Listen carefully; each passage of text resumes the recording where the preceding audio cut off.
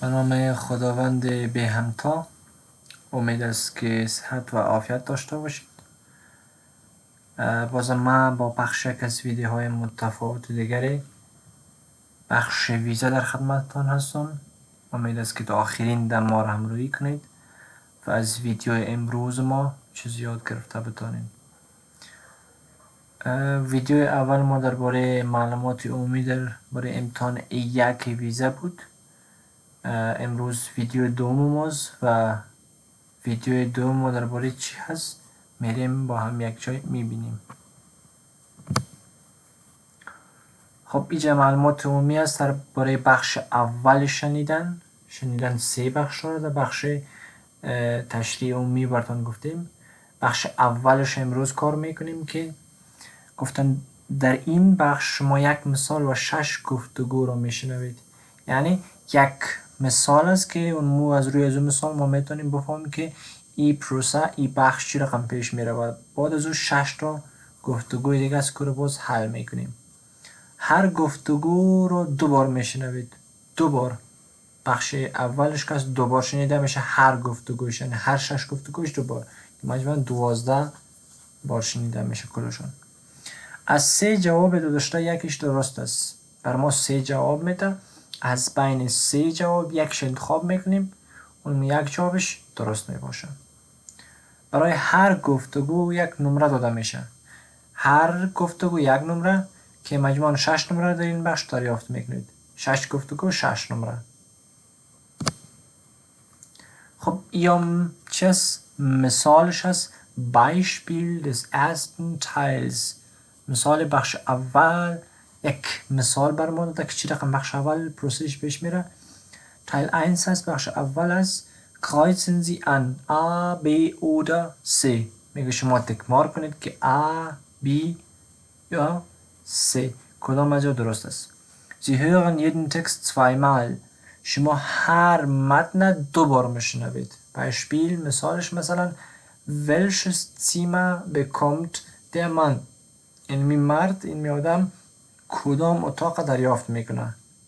اولش از جواب اول Zimmer 3 اتاق سوم، بیش از Zimmer 4 اتاق چهارم و سهش کس Zimmer 104 104. پس بخش شنیدنش میریم میشنویم ببینیم که کدامش درست است. اوکی؟ Teil 1. Kreuzen Sie an A, B oder C. Sie hören jeden Text zweimal. Beispiel. Guten Tag, kann ich Ihnen helfen? Haben Sie ein Zimmer? Wie lange möchten Sie denn bleiben? 3 Tage, vielleicht auch 4. Ich schaue mal.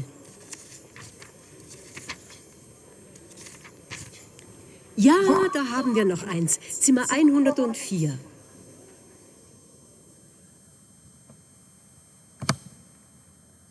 خب اینجا اگر دقیق متوجه شده باشین از ما چی خواسته؟ سیمر خواسته، اتاق خواسته. اما اوجا از پیشش پرسان میکنه که چند شب میخواین شما اینجا باشین. اون موی شما کار نداریم. بر بار 2 منال که مشنوین کوشش کنین که بفهمین که اتاق که از ما خواسته شده اون امور دریافت کنین. شما معلومات دیگه کار ندارین. مثلا 3 روز یا 4 روز گفته من میمانم. اوجا شما کار ندارین تاگ روزه. فقط شما چیزی رو که خواسته از پیشتون اون رو میخواین. فوکستون سر سیمر باشه، اتاق باشه که اتاق کدام از پیش شما میخواین. اینجا خب ما جوابش تکمار کردیم. خب به طور نمونه براتون آوردیم که شما بفهمین. Teil 1. Kreuzen Sie an A, B oder C. Sie hören jeden Text zweimal. Beispiel. Guten Tag, kann ich Ihnen helfen? Haben Sie ein Zimmer? Wie lange möchten Sie denn bleiben? 3 Tage, vielleicht auch 4. اینجا میگه 3 Tage vielleicht auch 4. میگه 3 روز امکان داره که 4 روز. شما کار ندارین. فقط فوکستون سر سیمر باشه که سیمر 3 میگه، سیمر 4 میگه یا سیمر 104. Ich schaue mal. Ja, da haben wir noch eins. Zimmer 104. درست؟ جوابش پیدا کنیم. میریم پیش میریم. توصیه ها و نکات مهمی که ما براتون خلاصه کردیم. کدام توصیه ها براتون مهم است؟ خب این متن رو شما از یک CD یا هم کست میشنوید. جواب سوالات اکثرا در وسط و ختم گفتگوها است. وقتی گفتگو شروع میشه اکثریت گفتگوها نهایتش 40 ثانیه در بر میگیره، از او زیاد نیست. یعنی شما تا در 15 ثانیه را شما که وقتی شروع میشه اونجا شما جواب دریافت نمیکنید. امکان زیادش هست که شما جواب سوال از نصف دیالوگ و بعد شما دریافت کنید. درست است؟ کوشش کنید که بس وسط و آخر دیالوگ زیاد متوجه باشید. کوشش کنید تا هر شش بخش اول را تا آخر گوش کنید. اوکی؟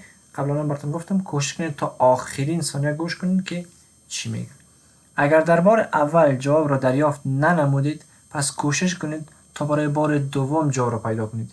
یعنی ای که اگر شما در بار اول که مشنوین، اگر در بار شنیدن بار اول شما جواب مناسب برای سوال ما دریافت نکردین، شما کوشش کنین برای بار دوم که مشنوین فوکستون سر از امو سوال باشه، سر از امو جواب باشه که کدام جوابش درست است بازنمون شما تک مارک کنین. در جریان شنیدن امکانش 100% هست که هر سه جواب را نام ببرد. یعنی امکانش زیاد است که وقتی که شما مثلا یک سوال از پیشتون خواست داشته باشه و سه جواب برش میده باز هر سه جواب نام ببره، اما شما فقط چیزی که هدف از پیشتون خواسته شما سوال متوجه باشین که سوال شما چی خواسته، نسبت به سوال شما جواب بدین. گفتم نه امکانش هست که هر سه جواب را نام ببره، اما شما چیز را تک مارک میکنید که شما از شما در سوال خواسته شده، اما شما بالای چیز خواسته شده تمرکز نمایید. این میره براتون گفتم. در هر بخش کوشش کنید تا در نخست سوال را دقیق خوانده و به عکس های مربوطه آن نظر اندازید. سوال بسیار دقیق بخوانید. اگر خدای نخواسته سوال صحیح نفهمیدین، در صورت میتونه که عکسان براتون کمک کنه که موضوع از این سوال ما درباره چی هست. درست عکسان متوجه باشین و سوال هم صحیح متوجه باشین. در ختم هر بخش جواب خود را امتحان کنید. هر بخش که خلاص شد جواب خود را امتحان کنید که آیا اینمی جواب درست بود یا نه اینمی را بگیرم 100% یا نگیرم. اگر برای هر بخش در 2 بار شنیدن جواب مناسب را دریافت ننمودید پس کوشش کنید در وقت انتقال جوابات به ورق دیگر یک گزینه را انتخاب کنید. وقتی که در بین 6 سوالی که شما مثلا در بخش اول باید جواب بدین، اگر برای یک از مثلا شما جواب مناسب پیدا نکنید، در ختم امتحان بخش اول شما کوشش کنید یک گزینه را انتخاب کنید. امکانش 33.3% است که جواب شما درست باشه. خب ersten Teil des Hörverstehens erfolgreich zu bestehen muss man برای ای که بخش اول شما موفقانه سپری کنین چی باید بکنین؟ دی Uhrzeiten چی مانا؟ اوقات ساعت باید صحیح بفهمین. دی Zahlen اعداد باید درست بفهمین. دی Preise قیمت ها را. دی Orte جاها را. دی Wochentage ایام هفته. دی Monate ماها. دی Jahreszeiten فصلهای سال. Das Verkehrsmittel وسایل نقلیه. دی Farben رنگ ها. Das Lebensmittel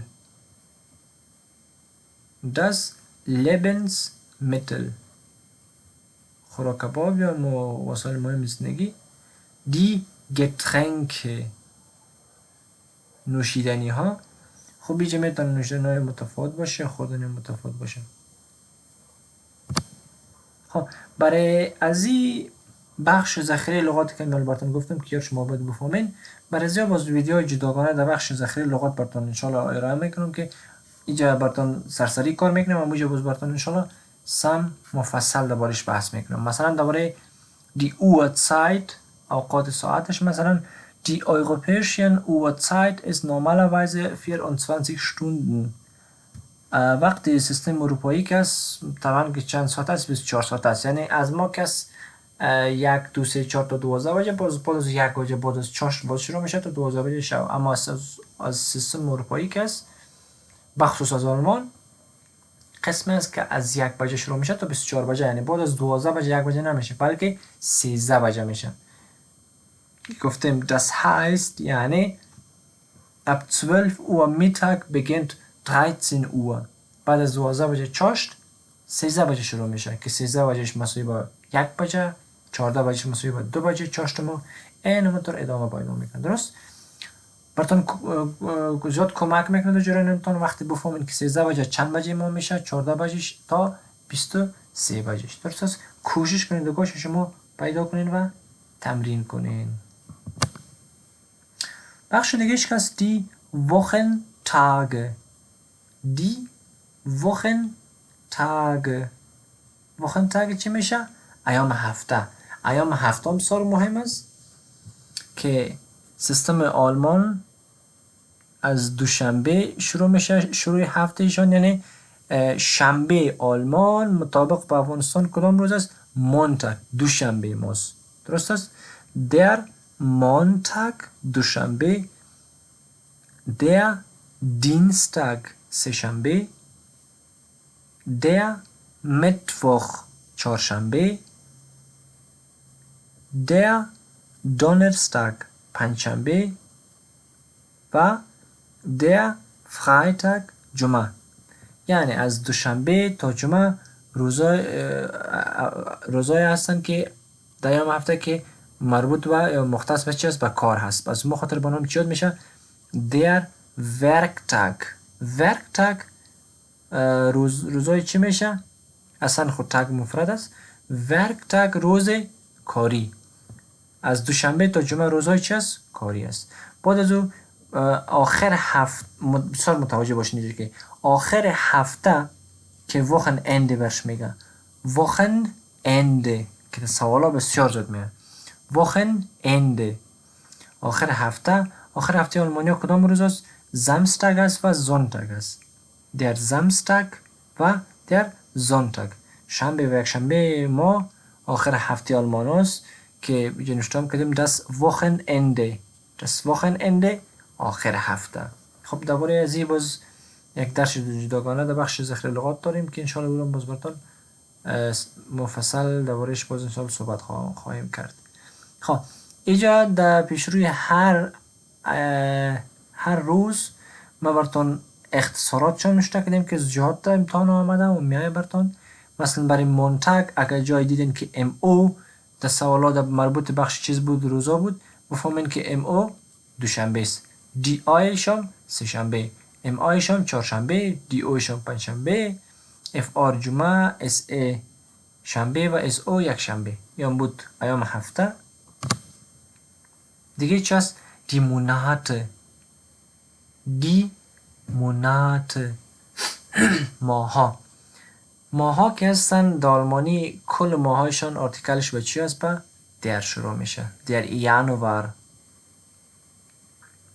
der Februar, der März, der April, der Mai,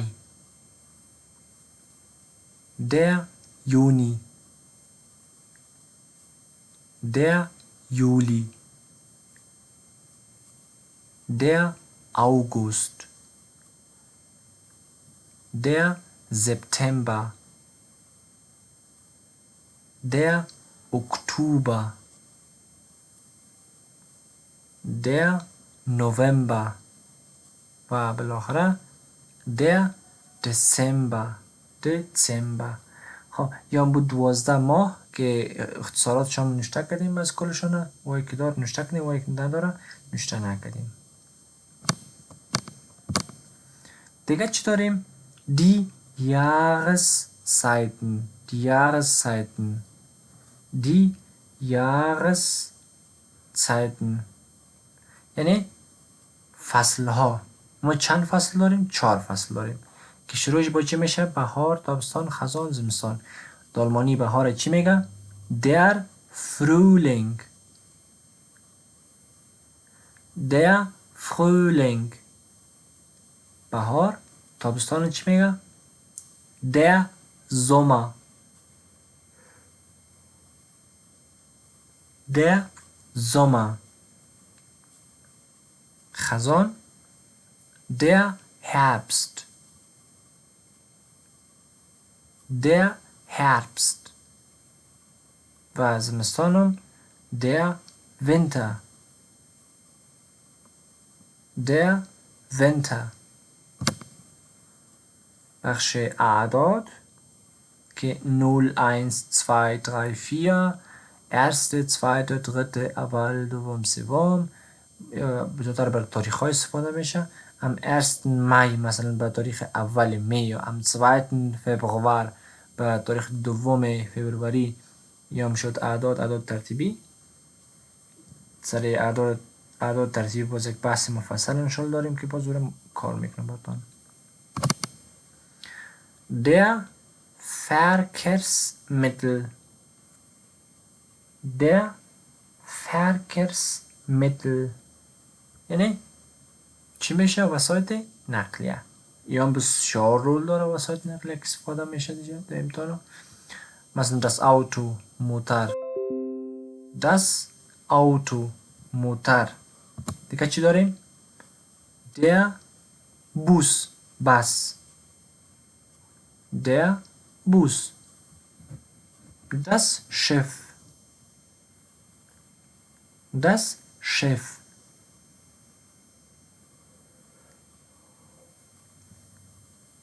Das خب شیف چی رو میگه؟ کشتی رو میگه. کشتی. Das Fahrrad. Das Fahrrad. بایسکل. Der Taxi. Taxis. Der Zug. Der Zug. قطار ریل. Das Flugzeug. Das Flugzeug. Flugzeug چی رو میگه؟ طیاره. Der LKW. Der LKW. چی میشه؟ موتر نقلی است که بسیار کلان است، برای بربری استفاده میشه زیاد. Die Farben. Die Farben. Farben رنگ ها. خب بیام باز باش جداگانه است چه براتون کمک یادآوریش کردیم، اما باز یک بحث جداگانه است انشالله که باز سرش کار خواهیم کرد. Rot. Rot سرخ. Weiß. Weiß سفید. Gelb. Gelb زرد. Grün. Grün سبز. Blau. Blau آبی. Schwarz. Schwarz سیاه. Grau. Grau خاکستری. آخرشان براونش نسواری. براون نسواری. خب اینا میم سر بخش نمونه کامل امتحان بخش اول شنیدن که 6 گفتگوست. مثالش ما کار نداریم، اما میم سر بخش اولش. خب در بخش اول سوالش چی هست؟ گفته Wie spät ist es? Wie spät ist es? ساعت چند بجه هست؟ گفته 13 Uhr. 13 Uhr. گفته نه به درسای بالا که براتون گفتم که کوشش کنید سیستم اروپایی رو بفهمین، سیستم آلمان بخصوص. مثلا 13 Uhr چند بجه ما میشه؟ 1 بجه. نیجوده تصویر رو موجه براتون خودش نشون ده که 1 بجه. 3 Uhr 3 بجه. یا که gleich 3 Uhr تقریبا 3 بجه. خب اینا لبخش شنیدنش هم مشنویم و شما فوکستون سرزی بکنید که کدام گزینه درست است. البته با پایین سعی نکنین که شما دوجا کلید جوابات دارین به او سعی کنین. درست میریم میشنیم با هم یک جایی که کدامش درست است. Nummer 1. Ach, ist der Tag lang heute. Ja, hoffentlich ist bald Schluss. Hoffentlich. Wie viel Uhr ist es denn? Gleich 3. Was? Erst? برای بار دو میشنیم مالی. Nummer 1. Ach, ist der Tag lang heute. Ja, hoffentlich ist bald Schluss. Hoffentlich. Wie viel Uhr ist es denn? Gleich 3. Was? Erst?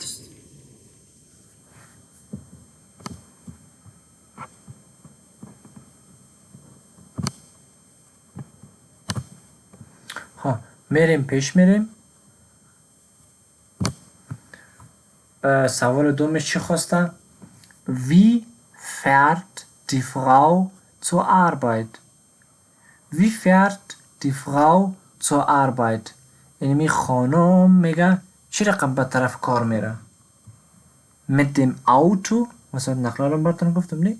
mit dem Auto با موتر، mit dem Fahrrad با بایسکل یا mit der Straßenbahn. اسبان کس Straßenbahn یعنی قطار ریل است که سر سرک میره، یعنی سر سرک میره. درست؟ میریم با هم یک جا مشنویم که بررسی کدام جواب درست است. اوکی؟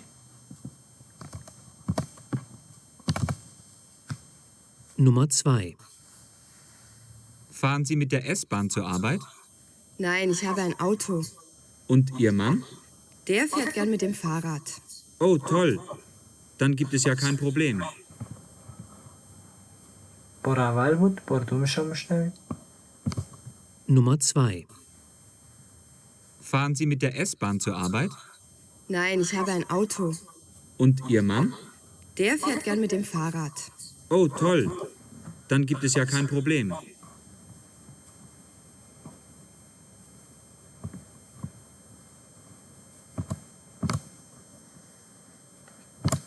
سوال سوم.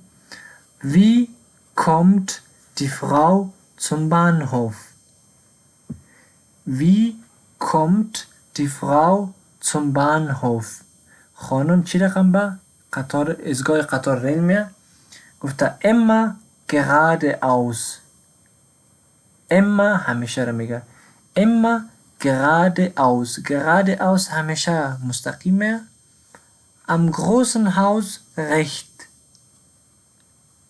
Am großen Haus rechts. از بغل خانه کلان به طرف راست یا هم که zu dem großen Haus. Zu dem großen Haus. یا ای که با خانه بزرگ. ببینیم با هم یک جا که کدامش درست است. Nummer 3. Entschuldigung, ich will zum Bahnhof. Wie komme ich dahin? Da sind Sie hier ganz richtig. Sehen Sie das große Haus dort vorne? Ja, ist das schon der Bahnhof? Nein, dort gehen Sie nach rechts und dann immer geradeaus.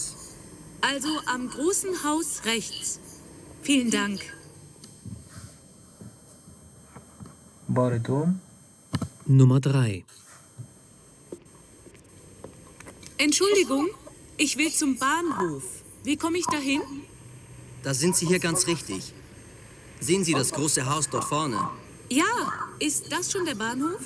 Nein, dort gehen Sie nach rechts und dann immer geradeaus. Also am großen Haus rechts. Vielen Dank. سوال چهارم یا گفتگوی چهارم. Was ist der Mann? Was ist der Mann? میگه این مرد چی میخوره؟ ببینیم که با هم که چی میخوره. Nummer 4. Guten Tag, Sie wünschen bitte? Was haben Sie heute als Tagesessen? Da haben wir hier einmal Fleisch, Gemüse und Kartoffeln. Ach, Fleisch mag ich nicht so.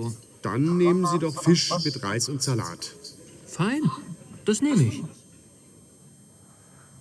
بار دومش Nummer 4. Guten Tag, Sie wünschen bitte? Was haben Sie heute als Tagesessen? Da haben wir hier einmal Fleisch, Gemüse und Kartoffeln. Ach, Fleisch mag ich nicht so. Dann nehmen Sie doch Fisch mit Reis und Salat. Fein, das nehme ich.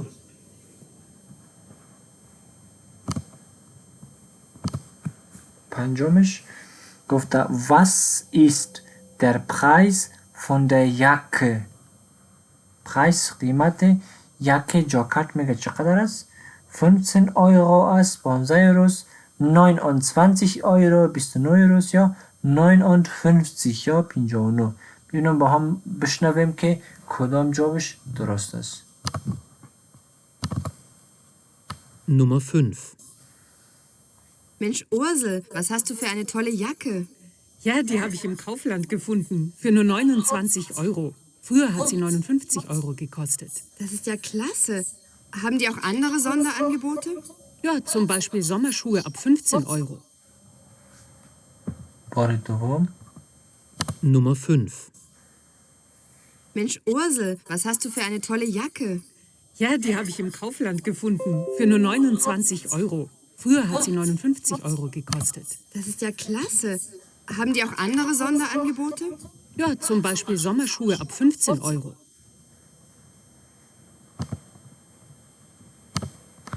و آخرین گفتگوی بخش اول Wenn holt Herr Müller am Bahnhof ab اینجا wenn که از حالت اکوزاتیو است که رو براتون کار میکنم چه کس را آقای مولر از ایستگاه قطار ریل میبرداره درست seine Frau خانمش die Mutter مادرشه یا هم den Chef رئیس خود را کدام از یاره میگه از میدان هوایی انحصاری از ایستگاه قطار ریل میبرداره ببینیم که با هم که کی را میبرداره Nummer 6. Heute muss ich schon um 16 Uhr gehen. Hoffentlich gibt es keine Probleme mit dem Chef. Wieso müssen Sie heute früher gehen? Ich muss zum Bahnhof. Meine Frau war bei ihrer Mutter in Köln. Sie kommt um 16:30 Uhr an. بار دوم Nummer 6. Heute muss ich schon um 16 Uhr gehen. Hoffentlich gibt es keine Probleme mit dem Chef. Wieso müssen Sie heute früher gehen? Ich muss zum Bahnhof. Meine Frau war bei ihrer Mutter in Köln. Sie kommt um 16:30 Uhr an. خب بیان بود 6 مثال که بردن گفتم و ختم درس دوم برای دیدن ویدیو سوم ما لطفا کانال ما رو سابسکرایب کنید و ویدیوهای ما رو با دوستانتان شریک سازید و اگر می خواهید که یعنی کتابی که ما براتون کار میکنم در دسترستان قرار بگیره پس لطفا در کامنت به ما نظر بتین و در کامنت به ما نوشته کنید که ما بفهم که کدامتان ضرورت دارید درست است پس تا بعد که ما در خدمتتان قرار میگیرم شما را به خداوند پاک و بی نیاز میسپارم شب و روز خوش داشته باشید auf Wiedersehen